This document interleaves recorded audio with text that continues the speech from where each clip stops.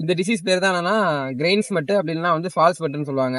இதை வந்து நம்ம ஊர்ல வந்து எப்படி கொண்டாடினாங்க அப்படின்னா, ஒரு டிசீஸ் வந்தா எல்லாருமே வந்து அந்த ஃபீல்ட வந்து எப்படி காப்பாத்தலாம்னு மருந்து அடிக்கலாம்னு பார்ப்பாங்க. நம்ம ஊர்ல தான் இந்த டிசீஸுக்கு வந்து என்னன்னா சாமி மாதிரி வந்து கும்பிட்டாங்க. எதனாலன்னா இந்த கிரெயினோட இதுல வந்து பார்த்தோன்னா மஞ்சள் கலர்ல இருக்கா, அந்த ஒரு கிரெயின்ஸ்லயும் வந்து சுத்தி வந்து இந்த மட்டும் வந்து மஞ்சள் கலர்ல ஃபார்ம் ஆயிரும்.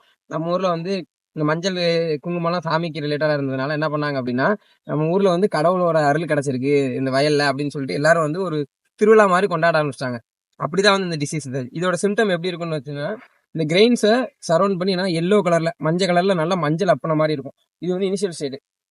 அதே லேட்டரா என்ன ஆகும் அப்படின்னா, இந்த மாதிரி வந்து ஒரு மாதிரி டார்க் கிரீன் கலர்ல வந்து மாற ஆரம்பிச்சிடும். இதுதான் இதோட சிம்டம்.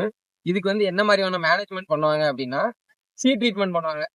வந்த உடனே வந்து என்னன்னா அந்த டிசீஸ் அட்டாக் ஆன பிளான்ட்டை வந்து ரிமூவ் பண்ணி ஃபீல்டை விட்டு வெளியில எடுத்துட்டு போய் எங்கேயாவது எரிச்சிடணும். அதுக்கப்புறம் ட்ரீட்மெண்ட் வந்து கார்பன் டை வச்சு 2 கிராம் ஒரு ஒரு கிலோவுக்கு அப்படின்னு சொல்லி யூஸ் பண்ணி நம்ம வந்து விதைச்சு விட்டோம் அப்படின்னா இந்த டிசீஸ் வந்து வராது.